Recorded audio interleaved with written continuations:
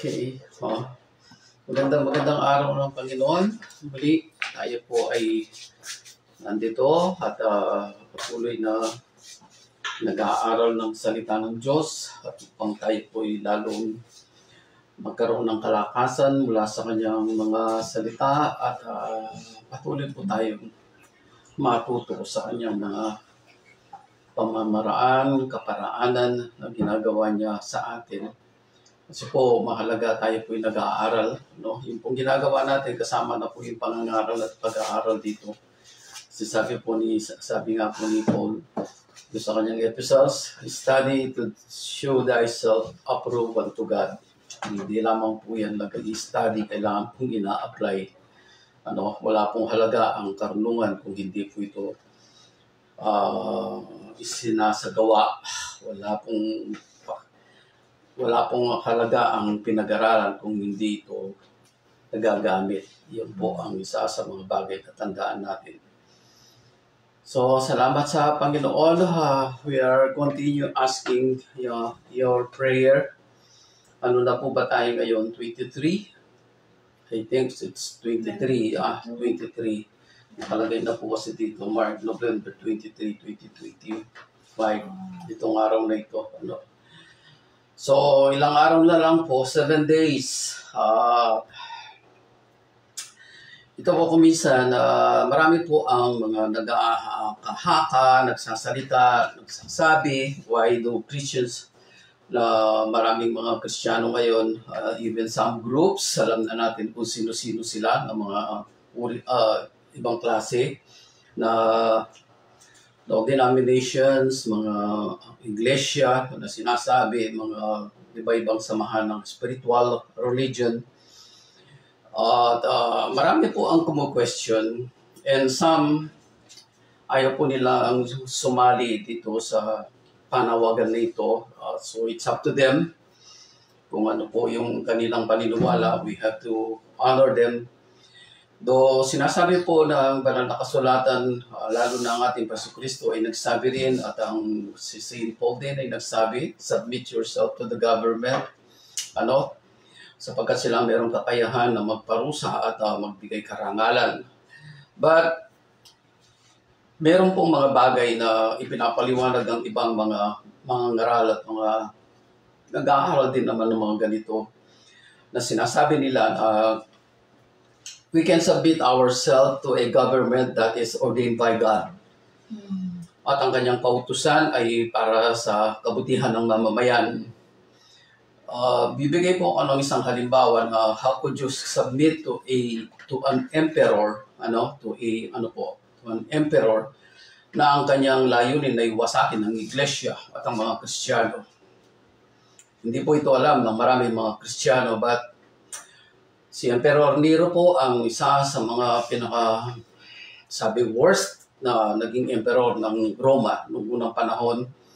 At dahil lamang sa gusto niya na makita kung paano nasusunog ang Rome, siya na mismo ang sumunog sa Rome.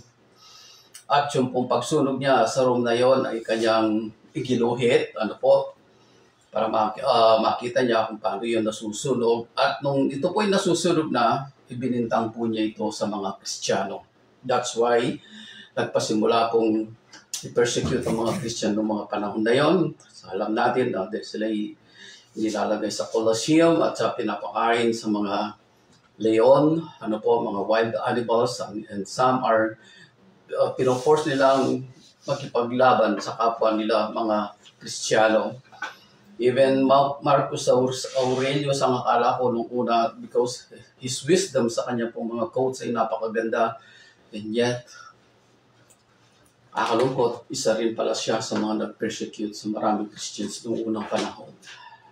Pinapapatay nila, pinabibilang ko. Now, the question is, how can you submit yourself to this kind of emperors and government? Yun po ang hindi nakikita ng marami. We have to submit ourselves to a government that is ordained by God.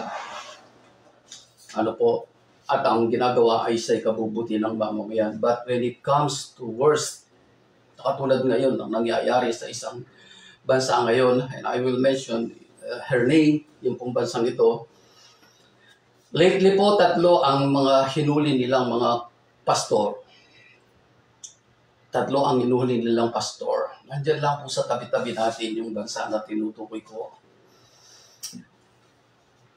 Ang kadahilanan na ayaw daw po nitong mga churches na ito, nitong pastors na ito, 3 na ito na hinuli, and they will be in prison for 3 years doon sa kanilang ginawa na yun. They are underground Christians. Kasi po ang gusto nila sa bawat iglesia ay nakamonitor ang gobyerno nila. At lahat ng mga kilos nila ay namamatyagan. Pati pangangaral, pati pangangaral ay minamatyagan. So, ang mga 3 pastor na ito ay hindi po nag-submit ng kanilang sarili. Even the church that they are, hawak, underground church. So, sila po ay hinuli. 3 po sila ngayon na nakabilanggo na dahil sa ganon. And some churches doon ay nagipag-compromise. They submit themselves to the government, lalo na po yung mga religions na kumikilala sa ating Panginoon Kristo. They submit themselves to the government just to, hindi po sila ma-persecute, hindi po sila pagbawalan, hindi po sila, alam na po natin. So, taliwas po sa ginawa ng ating mga kapatid na mga apostol at mga Kristiyano noong unang panahon. They oppose evil. Kaya po sila pinabuhuli, pinapapatay, pinusulog ng buhay because they are speaking the truth. So, nasa kanila na po yung ibang mga churches kung ano yung kanilang mga paninindigan. But we will stand for the truth. Isama na po natin sa panalangin natin ang mangyayari po. Sasabihin ko po sa inyo ang isa sa mga panawagan ngayon.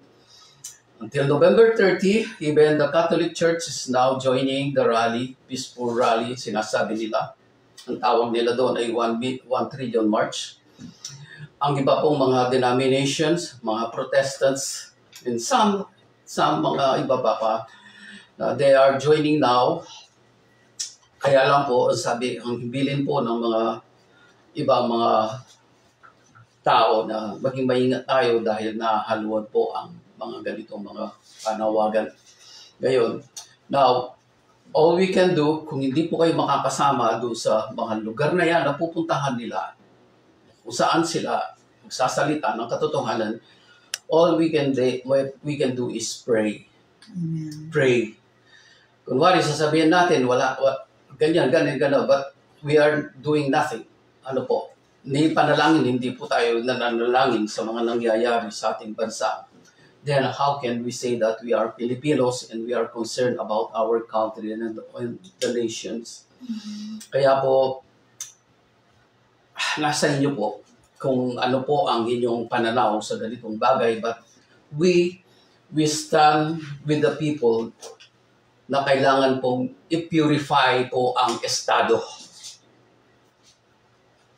We stand with the people that we have to purify the states. The church must purify the states. And the states supposed to be must protect the church. Yun po talaga ang dapat. Kaya lang po, sabi sa batas, pinaghiwalay yung church at saka yung state. But doon sa physical. But when it comes to spiritual and good governance, kailangan po tayo makialam sa spiritual na bagay. Yes. Then, kung tayo po ay babagsak bilang isang bansa, how can we preach the gospel in all Asia kung tayo mismo ay hindi kakitaan ng mabuting halimbawa? Nakikita po ninyo, even in our Christian life, how can we speak the truth when we are living in a lie? Paano natin isisigaw ang katotohanan sa mga tao kung tayo mismo ay namumuhay sa kasinungalingan? Right. So let's pray for all of this. Yes. Bansa natin, ang mga bansa sa paligid natin, iba pang mga lugar, na kung ngayon, even in Nigeria, grabe po talaga ang nagyayaring persecution. Some are being killed. Ang mga bahay ay sinusunog. Even the church building ay sinusunog. In Nigeria, in Mozambique, in Sudan. Grabe po. At we are on these last days. Hindi, simple po pa lang po yan. Wala pa po ang Antichrist. So, we have to prepare the people for these coming days. Ano po, sa mga panahon pang dumarating. If they are not prepared in all of this and they are not well informed, they will be shocked. They will panic. At ang nakakalungkot doon, baka some of them ay tatalikod sa Panginoon. So, kailangan natin ihanda ang puso ng iglesia. Yes. Let's all pray. Salamat po, Ama, sa iyong kabutihan. Salamat po sa iyong pag-ibig. Patuloy ka namin tinatakila, Yes. sinasamba, pinupuri, tinataas ang iyong pangalan. According to iyong mga salita, sa iyong mga salita, Panginoon, as your voice ay dumadagundong sa buong sanlibutan, and many things ay maglalaho.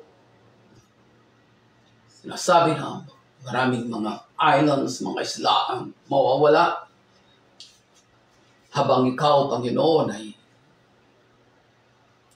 sumisigaw ng malakas at ipinapahiwatig mo sa mga tao na ang nalalapit na pagparit ng aming Panginoon Kristo ay palapit ng palapit. So we have to do kung ano ang nararapat na gawin namin ayon sa panuntunan ng aming Panginoong Yesu Kristo na kanyang ipinigay sa kanyang mga salita na aming pag-aaralan ngayon. Tulungan mo kami, Panginoon, ay yung iglesia sa kanyang kabuuan sa buong mundo, di lamang po sa Pilipinas. Natulungan mo kami, Panginoon, na bumangon, tumayo, Yes. at ipagsigawan, Panginoon, ang katotohanan sa lahat ng mga tao. And when we speak that truth, Lord God, alam namin, nanganganib ang aming mga buhay. And yet, yun po, Panginoon, ang panawagan mo sa amin. To offer our life as a living sacrifice, holy and acceptable to you. And that is our worship. Kung aming hino-hold ang aming mga sarili sa panawagan mo, how can we say that we are children of God, we are Christians, na wala kaming pakialam sa nangyayari sa aming kapaligiran? Kaya tulungan mo ang iyong iglesia, Ama, sa pangalan po ng aming Pasko Kristo. Dalangin namin, ginagisin mo ang iyong iglesia. Ano man ang kanilang sekta, ano man ang kanilang denomination, ano man ang reliyon ang kanilang kinatatayuan, gisingin mo, Panginoon, ang lahat ng sumasampalataya sa pangalan ng aming Pasko Kristo, na kami, Panginoon, ay manindigan sa katotohanan ito. We will wave, O God, the flag of truth ng aming Panginoon Kristo. At hindi kami matatakot, Panginoon, sapagkat alam namin, you are with us. You are with us. At alam namin na ang lahat ng aming ginagawa na ito ay para sa iyong kaluwalhatian at karangalan. Salamat po, Ama, sa iyong kabutihan. Salamat po. Patuloy na ingatan mo po ang aming mga kapatid. Even doon sa mga lugar na binanggit namin, even some, hindi namin mabanggit ang kanilang mga pangalan ng kanilang mga bansa.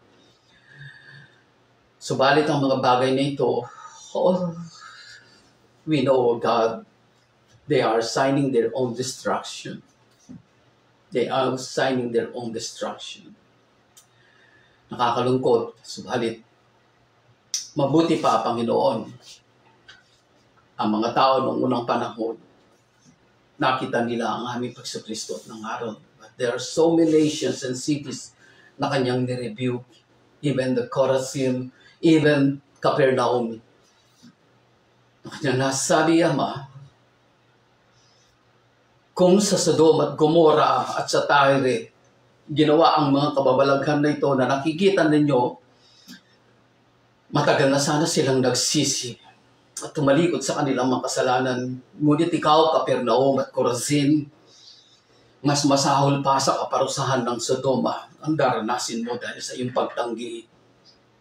Ikaw, Capernaum, sa kataasan ng iyong sarili, mas grabe pa ang daranasin mong kaparusahan sa Sodoma kaysa sa Sodoma at Gomorrah.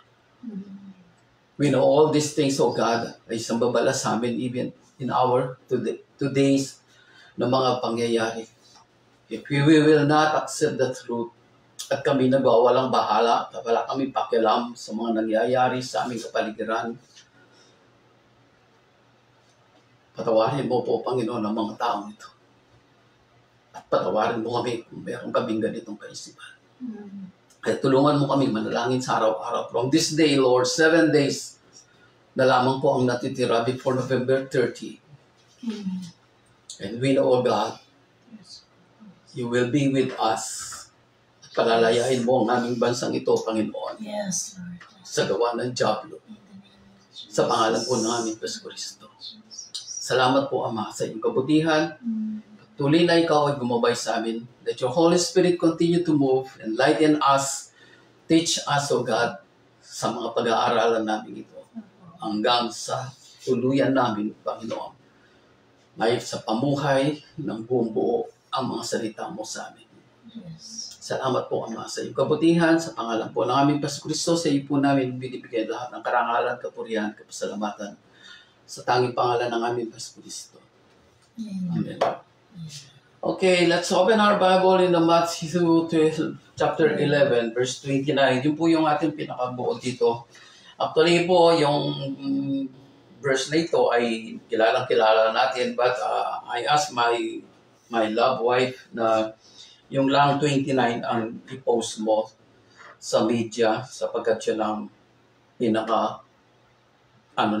punto. Yun ang pinakapunto ng Panginoon na ibinigay niya sa atin. Ano? So, Mateo 11:29.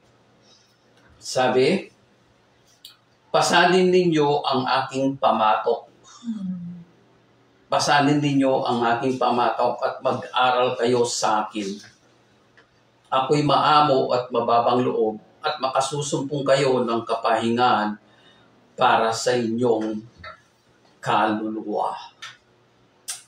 And we know that ang ating pong pagkatao ay mayroon pong tatlong bahagi. The body, our soul, and our spirit. Ano po? So, yung pong kaluluwa natin ay sinasabi na makasusumpong kayo ng kapahingahan para sa inyong kaluluwa. Kasi po ang ating kaluluwa, yun po ang mga 5 senses natin. Ano po? Alam na po niyo siguro marahil kung ano yung mga 5 senses natin. Ano? Kasama na po dyan yung feelings and emotions. So,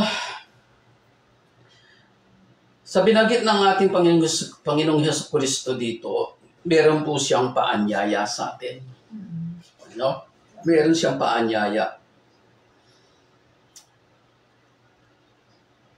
Sad to say,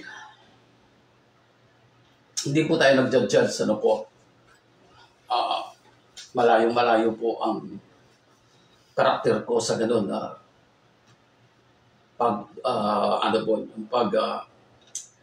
judge sa ibang mga kautusan ng mga ibang tao, no? Yung mga turo nila. Because that is what they believe. Pero sa atin, what we believe palagi po natin is sinesentro sa banal na kasulatan. Hindi po tayo dapat nawawala dito. Hindi po tayo dapat nawawala dito. At hindi po tayo dapat lumalabas dito. Ano po? So, ang ating pag-uusapan ay meron pong tema na ganito. Working together in harmony with the Lord. Working together in harmony with the Lord.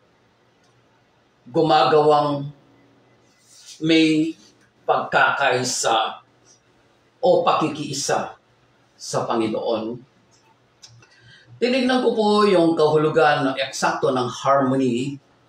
Kasi po, ang alam natin, harmony, ganito, ganyan, ganyan.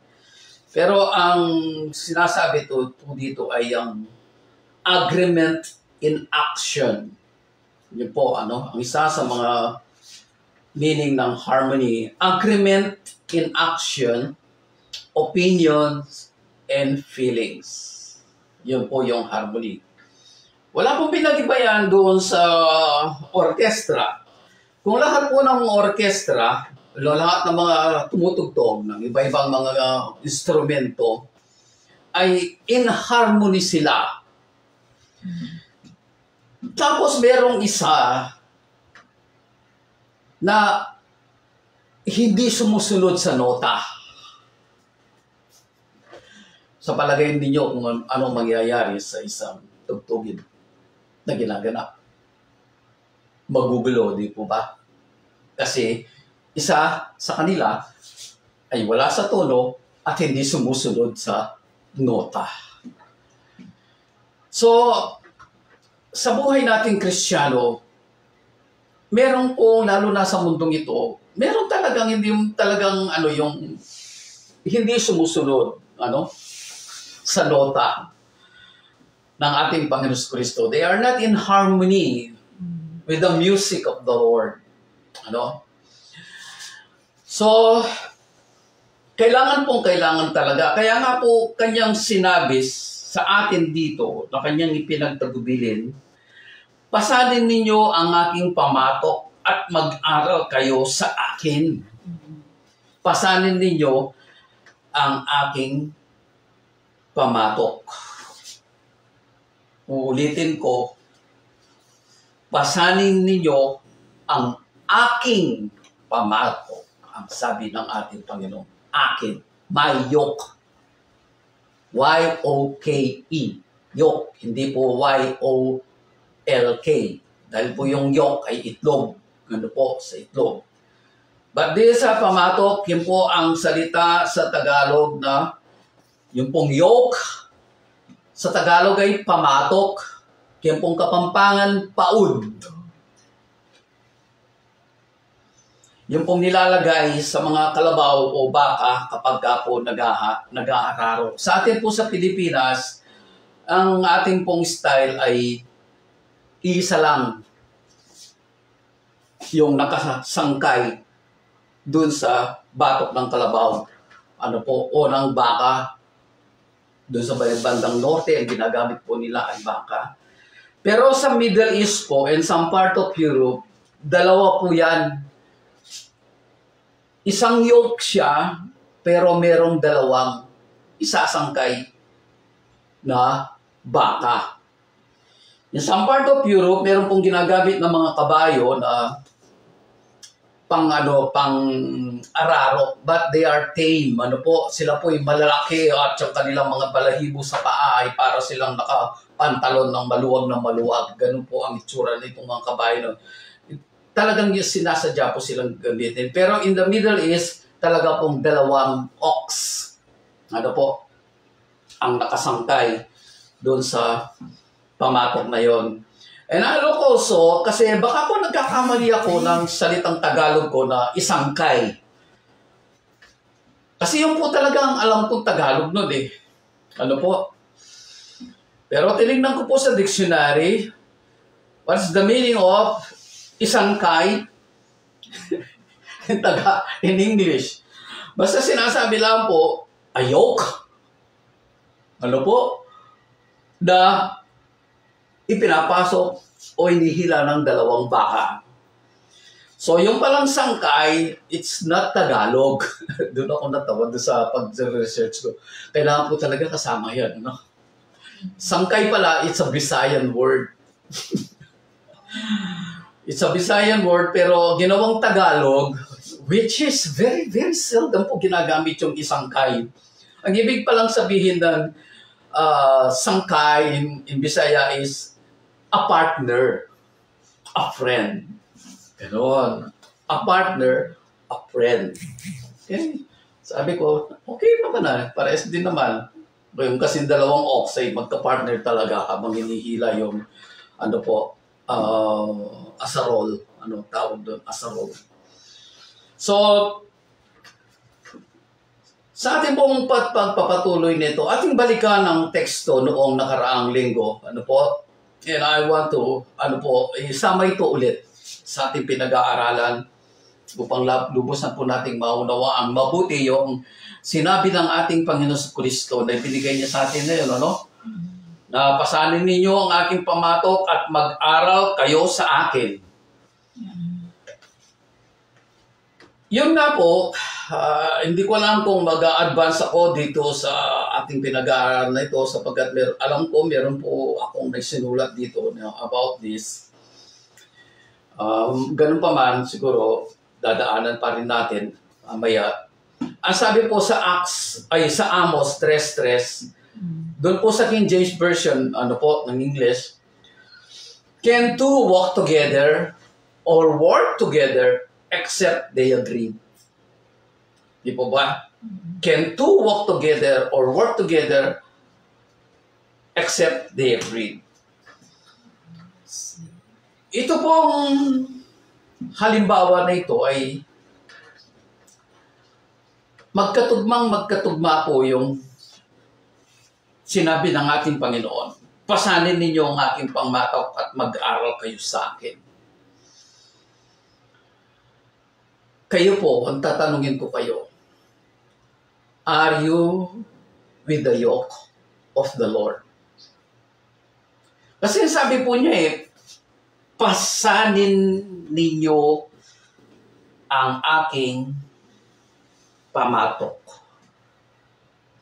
It means we are working together with the Lord. Andito po siya, itong yoke. Andito po ang ating Panginoon sa kanan at tayo po ay nandun sa kaliwa. Sabay po tayo na merong pamatok o yoke sa ating mga balikat.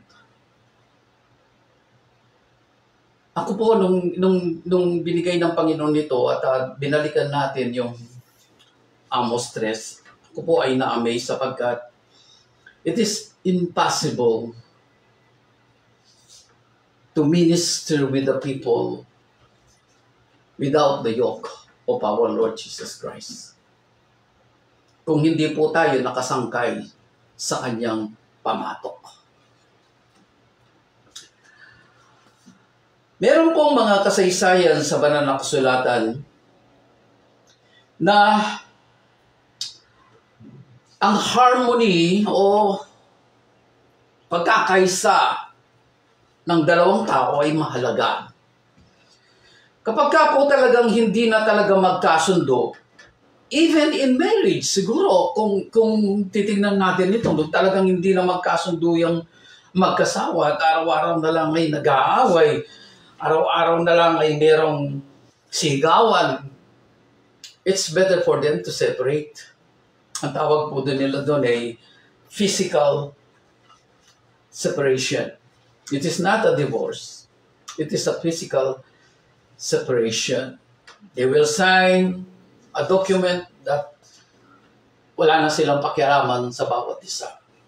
But remember, wala po silang binibigyan karapatan na mag-asawa sa iba.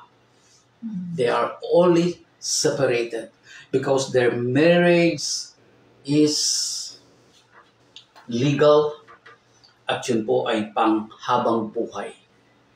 So, hindi po pwede yan baliwalain. Even in the spiritual, meron pong nangyari nung unang panahon, bago po tayo magpatuloy, yung makita po natin na sinasabi ko sa inyo na merong mga kasaysayan din ang mga apostol nung unang panahon na sila mismo hindi rin talaga magkasundo. Ano po, hindi naman yung nag-aaway sila, but ang tao po kasi merong kanya-kanyang kanya-kanyang mga prinsipyo, meron silang kanya-kanyang paniniwala, meron silang kanya-kanyang paninindigan. And yet, tandaan po natin, lalo na sa mag-asawa, lalo tayo nasa ating mga Kristiyano, though we have different kind of opinion and principles, tandaan po natin, ang Panginoon ang dapat nating pinaglilingkuran. Hindi tao. We are not pleasing any man. Ano po? Ako ganun po ang ugali ko. I'm not pleasing anyone. Kasi kapag ako po'y nag-please ng ibang tao, I'm pleasing myself. Ganun lang po yan. A man pleaser is a pleaser of himself. Yun po ang katwiran ko. A man pleaser is a pleaser of himself. Ayaw niyang mawala yung mga kaibigan niya. Ayaw niyang mawala yung mga tao sa kanya. Ayaw niyang magalit yung mga tao sa kanya. So ano yun? Piniplease niya yung sarili niya. Yun po ang aking pangahulugan doon. Ano po yan? Personal ko yun. Tingnan po natin sa Gawa 15. Meron po isang kasaysayan na ganitong nangyari. Nangangaral po itong mga apostol na ito, kasama po si San Pablo, kasama si Bernabe, kasama si Silas, at kasama si John Mark. Sa verse 36 ang sabi, makalipas ang ilang araw, sinabi ni Pablo kay Bernabe, balikan natin at dalawin ang mga kapatid sa mga bayang pinangaralan natin ng salita ng Panginoon at tignan kung ano ang lagay nila. So, yun po yung tinatawag nilang follow-up. Paano po? Follow-up. Mamaya po, babanggitin natin yung kung ano talaga dapat ang ginagawa sa follow-up. Ito kung pinag-aaralan natin. Sabi niya, kung ano ang lagay nila. So, magpa-follow up sila. Ibig ni Bernabe isama si Juan na tinatawag ding Marcos. Yun po, John Mark. Kaya nga po sabi kanina, John Mark. Ngunit ayaw ni Pablo. Sapagat hindi siya nagpatuloy na sumama sa kanilang gawain, kundi humiwalay sa kanila sa Pampilya. So, verse 39, nagkaroon ng mainitang pagtatalo. Ayun. Nagkaroon ng mainitang pagtatalo, kaya naghiwalay sila. Isinama ni Bernabe si Mark, John Mark, at naglayag silang papuntang Sipre. Ito po yung ngayon ang Cyprus. Isanama naman ni Pablo si Silas at yumaon sila matapos ipinalangin ng mga kapatid. Naway ingatan sila ng Panginoon. Naglakbay si Pablo sa Syria at sa Cilicia at pinatatag niya ang mga iglesia. Sipin po ninyo naghiwalay yan kasi nagkaroon ng mainitang discussion. Ayaw ni Paul na sama si John Mark kasi nga hindi siya naging lubos na sumama sa kanila doon sa Pampilya. So, ganun pa man, tingnan niyo ang ginawa ng iglesia na pinapanalangin pa rin po sila. Ipinanalangin pa rin po ng iglesia. At pagkatapos ay naglakbay sila, hiwalay. 2 by 2. Hindi po kasi papayagan ng Panginoon na yung emotion ng tao ang manaig. Hindi. Naintindihan ng Panginoon ang ating sarili bilang tao. But still, in all of this, remember, we are serving the Lord, not man. Not men. So, ito yung nangyayari. Kaya po doon sa 36:40, kung nabasa natin doon, by group po sila o by two? Bakit doon sa isang bahagi po ng banal na kasulatan na ito ng Acts, si Pablo ay namit po niya, nakadawang palad niya si Timothy at si Timothy ay sumama sa kanya. So, sa ating pong pag-aaral ng banal na kasulatan, even sa ating buhay Kristiyano ngayon, ano po yung nakasulat sa Lucas 10:11? Tingnan po ninyo mabuti. This is the secret. Sa mga pastor po na nakikinig ngayon, nanonood, sa mga ministers and pastors, tingnan po ninyo ang ginawa ng ating Panginoon. And there is a very, very, dito na talagang totoo at kailangan natin matuto dito. Kailangan natin matuto dito. Ang sabi po sa Lucas 10, pagkatapos ng mga bagay nito, ang Panginoon ay humirang pa ng 72. Hindi po ito lahat mga apostol, mga disipulo po ito. Ano po? Mga disciples. Pinaunan niya sila ng dala-dalawa sa bawat bayan at pook na patutunguhan niya. 2 by 2. Ano po? Sinabi niya sa kanila, sagana ang aanihin, ngunit kakaunti ang mga manggagawa. Even, lalo na po ngayon, kung yun ay sinabi ng Panginoon nung nakaraang panahon na yun, ng kanyang panahon na pangangaral, lalo na po ngayon. Amen. Sagana ang aanihin, ngunit kakaunti ang mga manggagawa. Why? So many Christians are very, very complacent na sa kanilang comfort zone. Wala na silang pakialam sa iba. Ang sabi po, idalangin ninyo sa may-ari na magpadala siya ng mga manggagawa sa kanyang bukirin. Sino po ang may-ari ng mundo? Ang Diyos Ama. Sino po yung bukirin na sinasabi? Ang mga tao, ang mundo, the world. Verse 3, humayo kayo. Sinusugo ko kayong parang mga kordero sa gitna ng mga asong gubat. Yung pala po, may papala na eh. Talagang aharap po tayo sa mga asong gubat na sinasabi. And by the way, sa Pilipinas lang po pala natagpuan yung mga totoong asong gubat. Tayo lang daw po ang meron.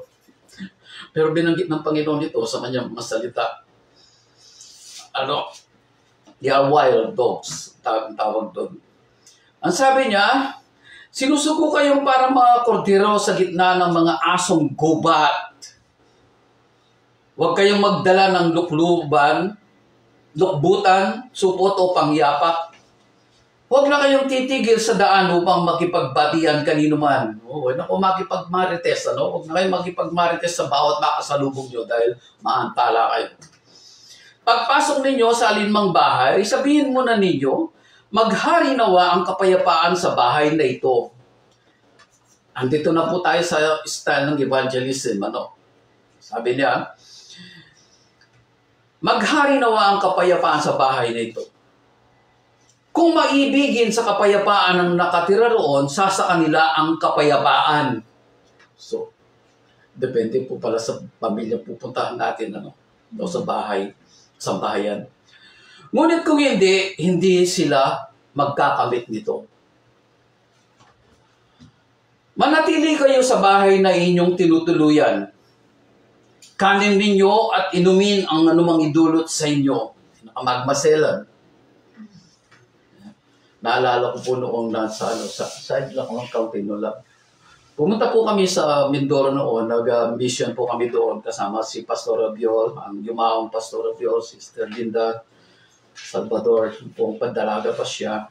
Pumunta kami ng Mindoro, Oriental Mindoro, doon sa bundok po kami nakarating. Nung po nandun na kami, siyempre doon kami nagstay. Nung maghahapag na po sila ng hapunan namin dahil nakarating po kami doon, pasado tanghalian na, pero hapunan. Magluto po sila at ang inihapag po nila sa amin, ginataang ampalaya. Doon pa lang po ako nakakita ng ganun. Sabi po ng host namin, Pastora, kumakain po ba kayo ng ginataang ampalaya? Tanong ko sa kanila, kayo po ba kinakain ninyo yan? Siyempre po, pwede kakainin din namin. Hindi yung pwede sabihin, hindi. Hindi. Kung ano yun nandyan, kainin nyo. Para hindi po sila matisod. Ano po? Naalala ko sina Pastor Romy. Saka si Romy Caseria nung nag-ministry po sila, nag-evangelize sa mga kulot natin sa may dyan, sa may Sampales. Si Dr. Rambat. Saka si Dr. Rambat. Naku po.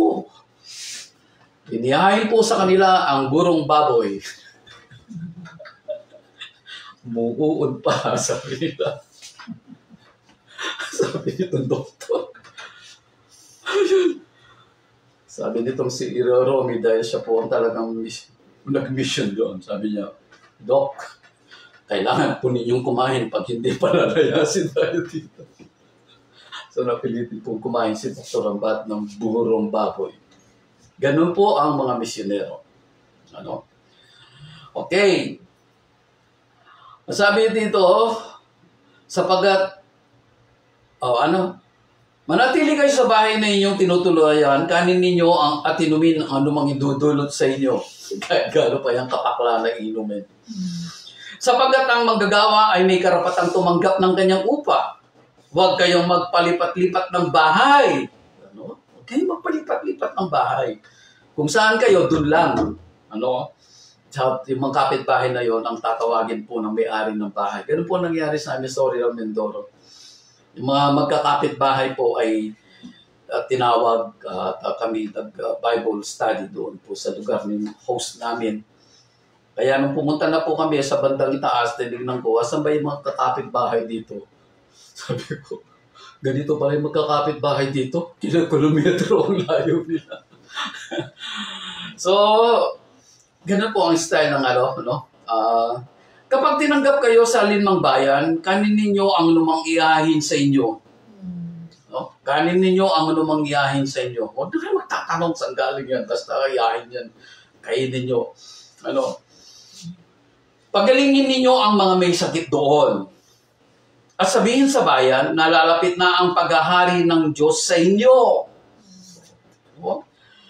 Ngunit sa alinmang bayang hindi tumanggap sa inyo, lumabas kayo sa mga lansangan nito at sabihin ninyo, pati ang alikabok dito na dumikit sa aming mga paa ay pinapagpag namin bilang babala sa inyo. Ngunit pakatandaan ninyong malapit na sa inyo ang paghahari ng Diyos. Ano?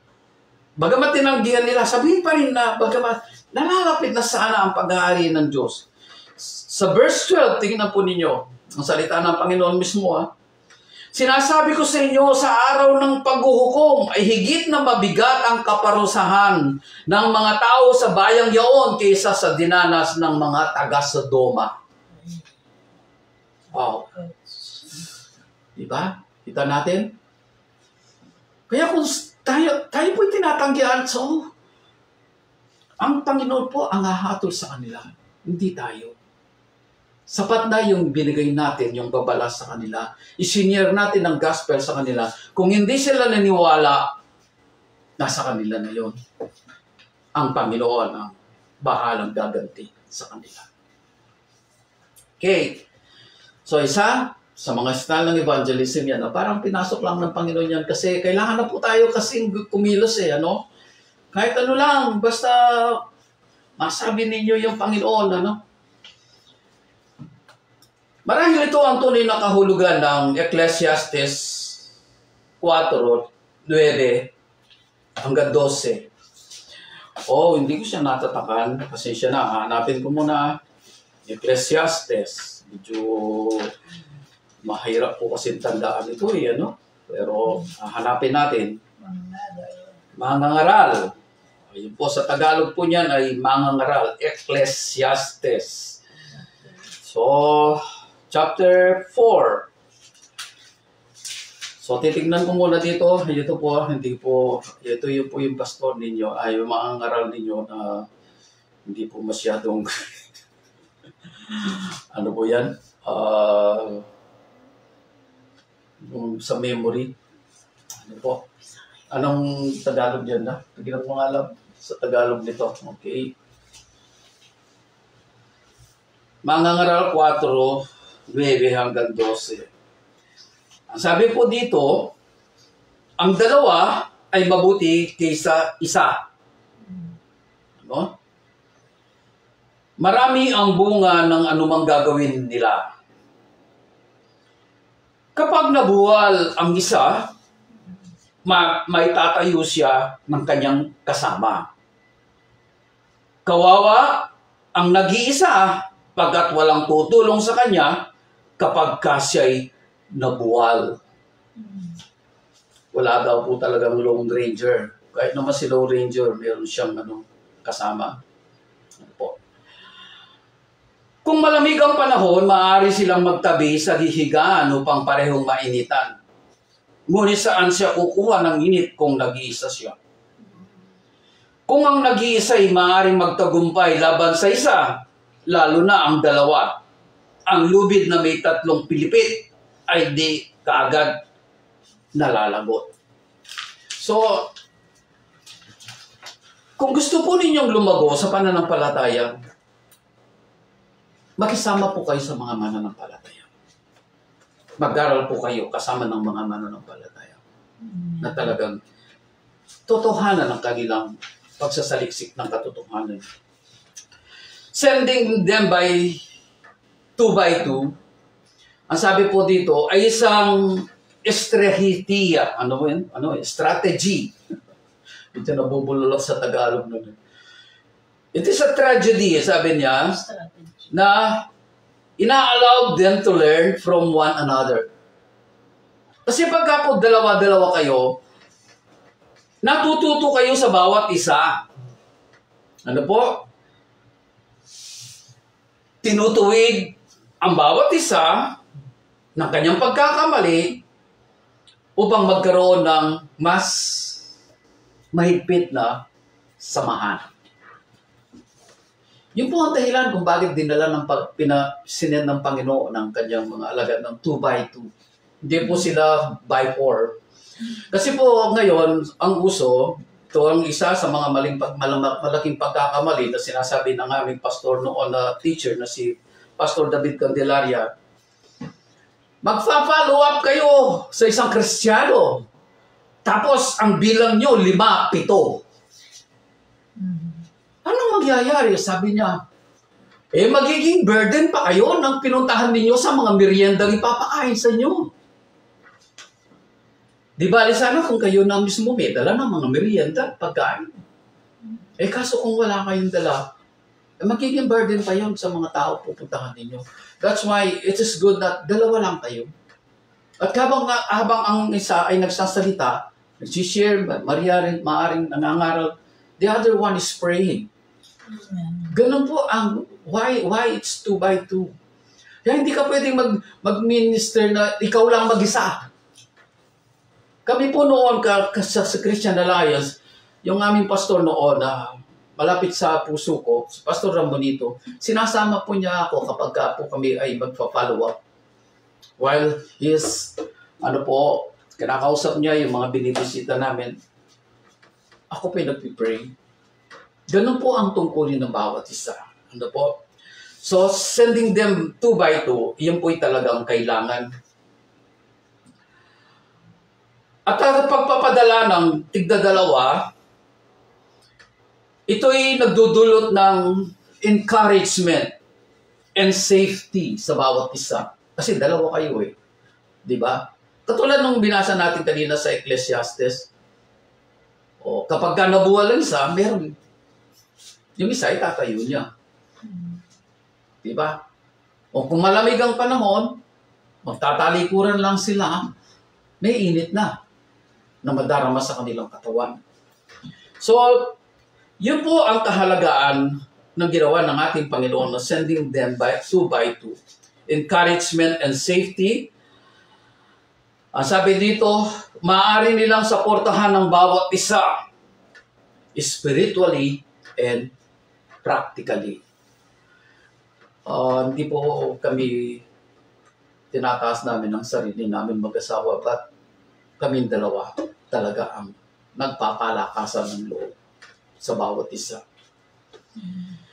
Though sometimes meron pong friction, but still those friction are part of growing. Tandaan po natin yan. Hindi po ibig sabihin na pagka hindi na kayo magkasundo, hiwalay kayo. No, it's a part of growing. A chance to change and to transform and to regenerate. Sa bawat pagkakamali kasi, meron kaagad. Sige, usapan natin. Pag-usapan natin ito. Okay? Yan na. So, ganun po ang mahalaga na dalawa kayo. 2 head is better than 1. Ang sabi ito, fear could correct each other's mistake in speech and attitude. Kapag dalawa kayo, maaari ninyong ituwid ang bawat isang pagkakamali. Sa pananalita o sa inuugali. Kaya po mahalaga yun. Ang susunod, allowing the disciple to supply or apply what they learn and grow into more successful and effective messenger. Kasi po kapag dalawa kayo talaga, ano yan eh? Ano ito, bibigay ko lang po ito, halimbawa, ano ito, secular, but it's true. Dahil naranasan ko po yan. Sa pag-workout lang po, yung papapalakas ng katawan, nagba-bodybuilding, kapag ikaw ay mag-isa lang doon sa bahay, meron kang mga sariling gamit para sa gym, hindi masyadong epektibo yung gamit mo. Though, maaari merong mangyari. 10%, 20%. Pero alam po ninyo, kapag ikaw ay nasa gym, nakikita mo yung mga ibang mga nag-workout doon. Ang lalaki ng mga katawan, ha? Talagang nakikita mo pinagpapawisan sila, lumalakas ang loob mo. Sinisipag ka rin. Ha, sabi niya, ang ganda ng katawan ni brother ganito. Ni sir ganyan. Paturo din ako ng gano'n. Paano? Ako tinuruan po ako nung ako'y nag-workout. Tumigil nga lang po ako dahil yun ang problema. Pag tinamad ka na. But still, I have learned so much with these people. So, ganun din po sa buhay Kristiyano natin. Kailangan tayong napapaligiran ng mga spiritual na mga tao na nakikita natin talaga na namumuhay sa Panginoon, walang itinatagong anuman. They are real and pure in the sight of God. Though they are not perfect, siyempre wala naman perfecto ngayon. But remember, we are all bound to perfection through regeneration and reformation daily. So, yun po. Kapag po dalawa kayo, ang mga disipulo, maaari nilang i-apply yung kanilang mga nalalaman, yung kanilang mga experience sa kanilang pagyaw sa ministry. At sila'y lalong nagiging matagumpay at epektibo sa pagbibigay ng mensahe. Gusto niyo lumago ng mabilis sa inyong buhay spiritual? Involve yourself in the ministry. Involve yourself in the ministry. Isa po yun sa paraan upang mabilis kayo lumago. Maybe hindi kayo makalabas, nandun lang kayo sa bahay, hindi kayo makasama sa iba dahil meron kayong binabantayan ng mga apo marahil o binabantayan nyo yung tindahan ninyo. But you can pray. It's part of the ministry, yung pong prayer na yan. Kailangan po. Yung nga pong isa na palaging nagpipray para sa akin, no, na wala na po siya, nagpahinga na po siya. I always saying to him, Tay, palagi po ninyo akong isinasama sa panalangin. Sabi niya sa akin, ay oo naman. Palagi kang kasama. Kasi nagkakaroon po tayo ng lakas. Ano po, hindi natin alam, meron nagpipray para sa atin. Then, we are, nare-revive tayo. Ano po, palagi. So, a prayer para sa mga manggagawa natin. It's a part of the ministry. Kung hindi man kayo makalabas. See, I will say this, isa sa mga tinitigan kong mabuting halimbawa ng mga Kristiyano, si Mother Teresa of Calcutta. Siya po'y taga-India. This woman, sa kanyang matandang edad, ang isa po sa kanyang sinabi na talagang natatak na sa puso ko yung kanyang sinabi. Kasi yung pong karamihan sa mga madre, mga mongga ay nasa loob po ng kumbento. At wala silang ginagawa doon, maglinis ng kumbento, ng lugar, lahat, ano po. Tapos nananalangin. Ganun po ang nasa loob ng kumbento. But Mother Teresa of Calcutta, iba po ang katwiran niya. Anong gagawin ko dito sa loob ng kumbento? Oo. Ginagawa namin yung dapat namin gawin, nananalangin para sa sanlibutan. And yet, the real ministry, it's outside this convent. Nasa labas ang ministeryo. Andun ang mga tao na dapat abutin ng pag-ibig ng Ebanghelyo. That's why sila po'y nagtatag ng isang samahan upang abutin ang mga tao. Yung mga alaga nila, unwanted children, mga abuse ng mga women, abuse ng mga kabataan, sila po ang tumatanggap. Sila po ang tumatanggap. Yun po ang kanilang ginawa. The ministry ay nasa labas. Bakit ko ikukulong ang aking sarili dito? Sabi niya. Kaya po, marami silang naabot ng mga tao. So, by that, situation, ikaw mismo lumalago. Natututo. Kung meron kang kasama, natututo kayo, lumalago kayo. Napapalakasan kayo. Kinokorek ninyo ang bawat isa with love. Kaya po mahalaga, sinasabi ng ating Panginoon, that's why I'm sending you 2 by 2. By sending the disciples out in pairs, ang sabi po dito, Jesus could reach twice as many towns simultaneously with His message. Kasi po kung sama-sama kayo, halimbawa, 5 kayo, 6 kayo, 7 kayo, tapos pupuntahan ninyo ang isang lugar, and nandun kayong lahat sa isang lugar. Pero kung kayo'y mag-separate ng 2 by 2, 6 kayo, 3 lugar ang napuntahan ninyo. Pero kung sama-sama kayong 6, gusto nyo magkakasama kayo, barkada kayo, dabarkads kayo, isa lang ang na-accomplish ninyo. Yun po ang mensahe ng sinabi ito ng ating Panginoon. By sending the disciples out in pairs, Jesus could reach twice as many towns simultaneously with His message. Kita natin. So ito po para po sa mga pastors na po sa mga churches. Ngayon dadako tayo sa pinakabuod nito. Ano po? Balik tayo doon sa Mateo 11. Dito na po tayo. Yung kanina po parang introduction lang po. A prelude sa isang tugtugin ng orkestra. Sabi daw po, tapusin po natin. Give me another more 20 minutes. Okay?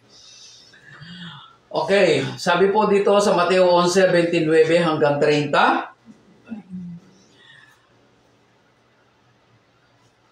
Isama na po natin yung 28. Lumapit kayo sa akin kayong lahat na napapagal at nabibigatan sa inyong pasanin. Sa inyong pasanin, mga burden. At kayo'y pagpapahingain ko. Pasanin ninyo ang aking pamatok at mag-aral kayo sa akin. Pasanin ninyo ang aking pamatok at mag-aral kayo sa akin. Ako'y maamo at mababang loob at makasusumpong kayo ng kapahingaan para sa inyong kaluluwa. Sapagkat maginhawang dalhin ang aking pamatok at magaan ang pasaning ibibigay ko sa inyo. Why? Why it's so light? Sapagkat hindi na po tayo ang mag-isa ang pumapasan ng mga problemang yan, ng mga burden na yan. Amen. Even in the ministry. Ang nakakalungkot po sa maraming mga churches ngayon, yung mga pastor nila, sila lahat. Preacher na, song leader pa, janitor pa. Wow. Sabi nga po ni Pastor David Candelaria, yung kongregasyon na yan, ang pinapana. Hindi yung pastor. Kawawa po yung pastor na gano'n. Isa na lang po ito sa binigay ng ating Panginoon sa pag-aararo. Ano? Yung pong yoke sa Middle East, dalawa po yung nakasangkay na baka. Ano po? Partner. Kaya sangkay pala yung Bisaya. Partner. So, hindi pwedeng isangkay o taghahila ng asarol ang baka at kabayo na pagsamahin. Dahil wala pong matatapos na trabaho. Lalong magugulo ang trabaho. Kaya hindi po pwede. Walking together or working together need harmony, unity, and one mind. Kapag po hindi na talaga nagkakasundo, ay talagang walang kaya mangyayari. Hiwalay yan. Walay. O naman, hiwalay ito. Tapos hiwalay naman yan. Hiwalay. The same problem. Umiikot lang sa cycle kasi hindi po inaayos ang talagang pinapatungkol ng ating Panginoon sa Kristo sa ministeryo. Kailangan kung nakasangkay man ang pamatok sa atin, alam natin kasama natin ang Panginoon sa pamatok na yan. Kasama natin siya sa burden. Yung pong positive meaning ng nang sabihin ni Jesus sa mga tao, pasanin ninyo ang aking pamatok o yoke. Ikaw at siya ay nasa isang pamatok.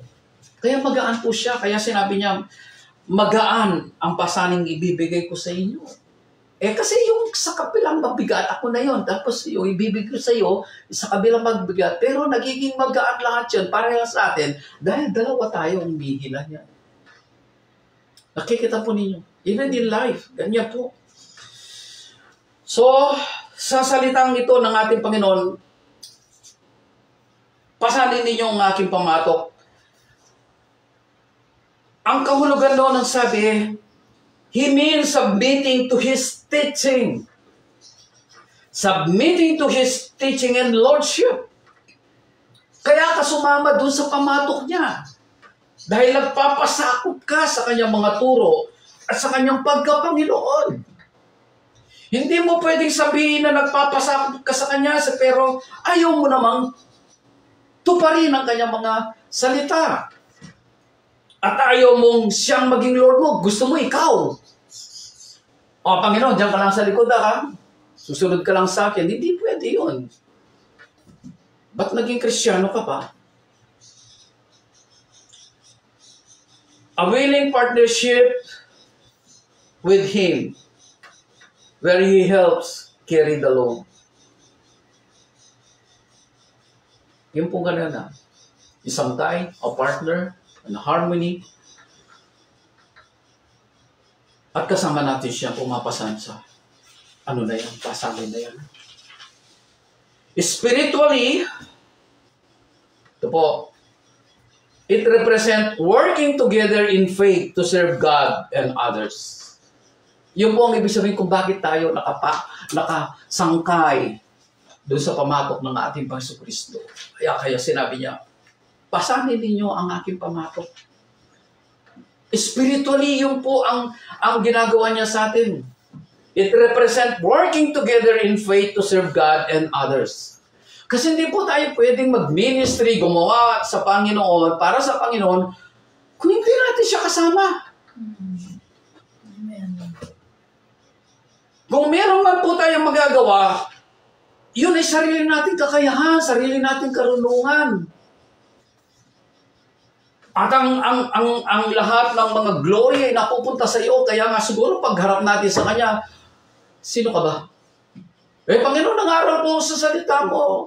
Nagpalayas ng mga demonyo, nagpagaling ng mga kasama ko kayo, kumain. Ganun ba yun? Hindi man kita kilala eh.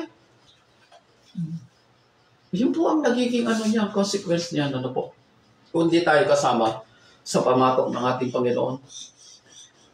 Sa pagpasan natin sa pamatok ni Kristo, malalaman natin at mararamdaman ang kapahingahan dahil alam natin hindi tayo nag-iisang pumapasan ng burden o pasanin ng buhay, even the ministry.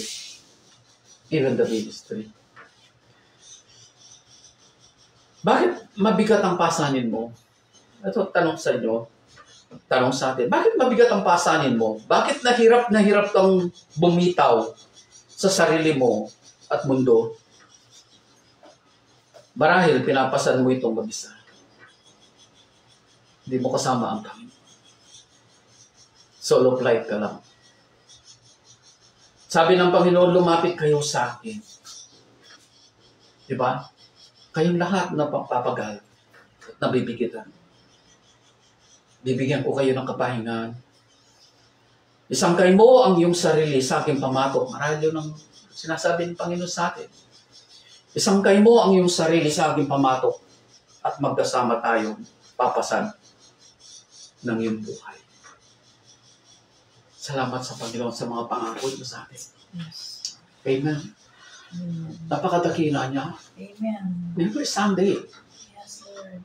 palagi niya tayong mini-encourage kung maganda ng bagay. So, patuloy natin ibigay ang ating sarili sa Kanya. Yes, Lord. Alam po ninyo, kapag tayo ay kasama ng Panginoon sa isang pamatok na yun, inuulit ko sa inyo, inuulit ko sa ating sarili, kapag kasama natin ang Panginoon sa paglakad sa mundong ito, ang ating pong destinasyon ay siguradong sigurado sa Ama. Tayo pong lahat ay yun po. Salamat po, dakilang Amang Diyos, sa iyong kabutihan. Salamat po sa iyong pag-ibig. Patuloy ka namin dinadakila, pinupuri. Salamat po, Banal na Espiritu, sa iyong pagkilos sa amin Yes, Lord. Thank you for your na walang nakaligtaan ng mga bagay na ibinigay mo sa amin ngayon. Patuloy kang kumilos sa amin, Ama, Yes, Lord. sa pamamagitan ng aming Pagkakristo, Yes. sa pamamagitan ng pagtuturo at pag-akay ng Banal na Espiritu sa amin.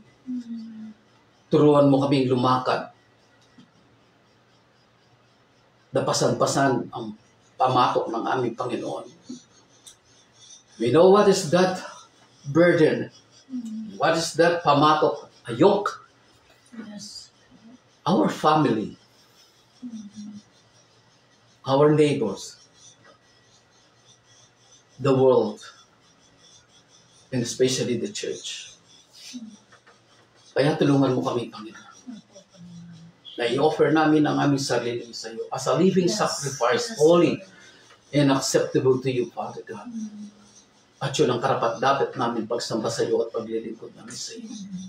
Kaya salamat po, Ama, sa iyong kabutihan. Salamat po sa iyong pag-ibig. Salamat po sa iyong mga salita namin pinag-aralan ngayon ay tinuro mo sa amin at binigay mo sa amin. Salamat po, Banal Espiritu, sa iyong pagkabay. Walang hanggang paggabay hanggang sa dumating ang aming Pagkakristo. Salamat po, salamat po. Pagpalain mo po ang lahat ng nanood, nakinig, mga sambahayan, mga individual, mga tahanan, at sa lahat pa na manunood nito at makikinig, mga sambahayan, mga individual, sa mga panahon pang dumarating, pagpalain mo po sila, Panginoon. Yes. So we know, God, in all time nandun ka, even how many days, months nilang panunuorin at pakikinggan ang mga mensahe mong ito. We know, God, you will touch everyone because your love will continue flowing and flowing from thy throne of grace and mercy. Salamat po, Ama. Salamat po sa lahat ng ito, Amang Diyos, sa aming po pasamantalang pag-iwahiwalay sa ere. But in the Spirit, O Lord God, we are one in Christ. Pagpalain mo po ang bawat isa. Let your love flow at ang pagpapalang siya patuloy na po. Umabot sa amin ng pag-ibig kung magamit namin ito sa aming kapwa-tao, lalo na sa mga kapatiran sa iglesia. Salamat po, Ama, sa lahat ng ito, Amang Diyos. Sa iyo po namin binibigay lahat ng karangalan, kapulihan, kapasalamatan sa tanging pangalan po ng aming Pagkakristo. Amen. Amen. Amen. God bless you. And keeps you.